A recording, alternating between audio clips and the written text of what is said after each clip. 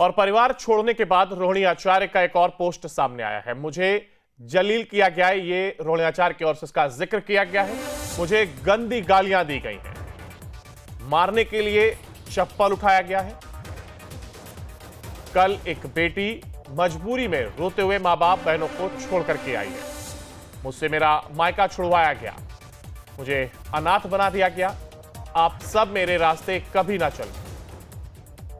किसी घर में रोहिणी जैसी बेटी बहन पैदा ना हो, ये तमाम वो बातें जो रोहिणी आचार्य की ओर से कही गई। और इसके साथ ही सोशल साइट पर उन्होंने अपनी बात को रखा, या कहें अपना दुख ये बयां किया।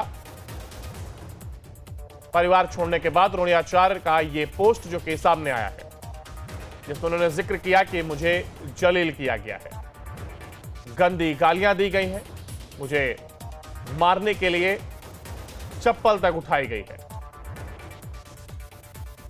रोहिणी आचार्य ने सोशल साइट पर अपना यह दुख प्रकट किया और अपनी भड़ास निकाली, कह सकते हैं, जिसमें तमाम चीजों का उन्होंने जिक्र किया। हमारे साथ हमारे सहयोगी उत्कर्ष हमारे साथ लाइव जुड़ गए। उत्कर्ष, देखिए, एक तरफ चुनाव के नतीजे और उसके बाद से इस तरीके की खबर सामने आना, रोहिणी आचार्य का घर से निकल जाना, और कहीं ना कहीं उनका एक दर्द छलकता हुआ सोशल साइट पर भी नजर आया, जिसमें उन्होंने तमाम बातों का जिक्र करते हुए यहां तक कह दिया कि मेरी जैसी बेटी ना हो।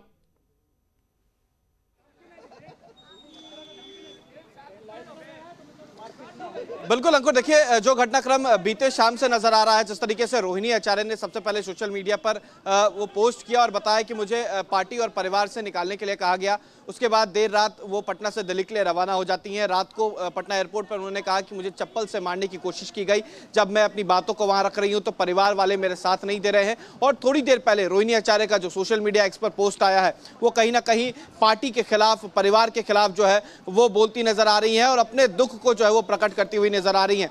देखिए, सीधे तौर पर जो रोहिणी आचार्य ने सोशल मीडिया पर पोस्ट किया, उसमें साफ उन्होंने लिखा कि गंदी गालियां मुझे दी गई, मारने के लिए चप्पल उठाया गया, मैंने अपने आत्मसम्मान से समझौता नहीं किया, ये सच है। सिर्फ और सिर्फ इस वजह से मेरी बेइज्जती जो है वो हुई है, मुझे झेलना पड़ा है। लेकिन जो आखिरी शब्द रोहिणी आचार्य के सोशल मीडिया पे थे, वो कहीं ना कहीं कह सकते हैं कि दिल को तोड़ने वाले शब्द हैं। परिवार से दूर हटकर जो दर्द होता है वो नजर आया। सीधे तौर पर उन्होंने कहा कि आप सब मेरे रास्ते कभी ना चलें, किसी घर में रोहिणी जैसी बेटी बहन पैदा ना हो। देखिए, इस तरीके के जब पोस्ट आते हैं तो सीधे तौर पर माना जाता है कि परिवार में अंतरकलह जो है वो बढ़ चुकी है।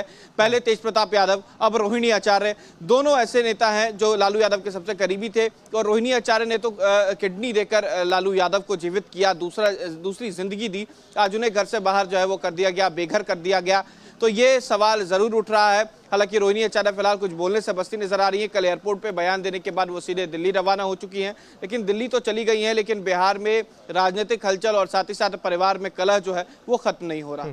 अब बिल्कुल, देखिए, एक तरफ कलह और तेज प्रताप का भी जिक्र आपने किया, तमाम जगहों पर वो मंच पर जयचंद का जिक्र करते हुए वो भी नजर आए थे। अब रोहिणी आचार्य का इस तरीके से सामने आना, देखिए, उनका दर्द तो साफ सोशल मीडिया साइट पर अपने बातों के जरिए उन्होंने रखने की कोशिश की है। लेकिन ये चीजें शुरू कैसे हुई, इसको लेकर के क्या कुछ जानकारी, आखिर किन विषयों को लेकर के चर्चा हो रही थी, जिसके बाद इस तरीके की स्थिति प्रकट हुई कि उन्हें घर से बाहर कर दिया गया?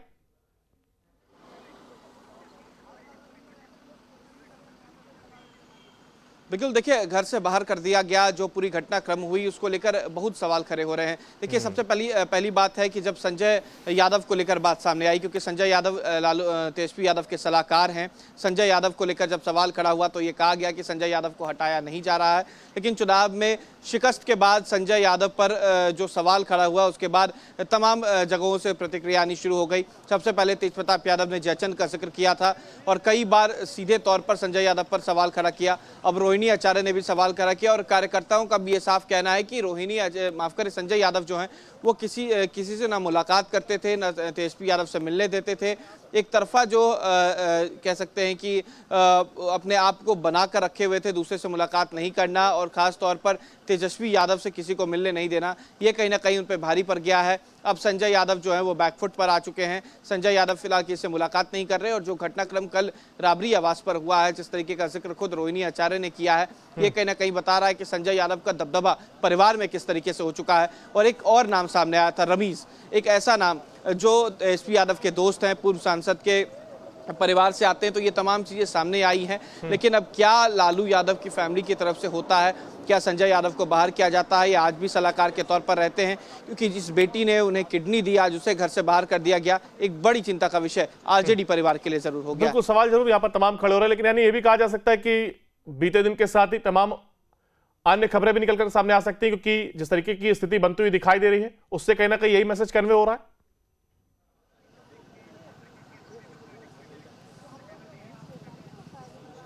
बिल्कुल, पूरी तरीके से जो मैसेज कन्वे हो रहा है ये बताया जा रहा है कि आरजेडी में एक बड़ी टूट हो सकती है। अब ये टूट लालू यादव के जीवित रहते होती है, लालू यादव के मरणोपरांत होती है, या फिर जो स्थिति अभी बनी हुई है इस दौरान ये होता है। ये तमाम चीज़ देखना काफ़ी अहम है। बहरहाल जो तस्वीरें कल से नजर आ रही हैं ये बता रहा है कि परिवार के अंदर एक बड़ी फूट है, परिवार के अंदर संजय यादव का एक दबदबा है, परिवार के साथ तेजस्वी यादव के सलाहकार हैं। अब इस घटना के बाद कहीं ना कहीं ये बड़ा मुद्दा जो है वो सत्ता पक्ष को मिल गया है। उसे भुनाने की पूरी तरीके से बीजेपी कोशिश करेगी। बिल्कुल, मुझे लगता है कि शायद इन तमाम सवालों के बीच जो सबसे बड़ा सवाल यह है कि जिस तरीके से लालू यादव परिवार को लेकर के चिंतित नजर आते हैं, और अब उनके लिए एक बड़ी मुसीबत जरूर होगी, कैसे पूरे परिवार को संभाल करके एकजुट रखा जाए। हालांकि अब तमाम चीजें स्पष्ट होंगी और उस पर भी हम आपसे साथ जुड़ेंगे और तमाम जानकारी हासिल करेंगे। फिलहाल आप बने रहिएगा हमारे साथ, आगे आपसे अपडेट लेंगे।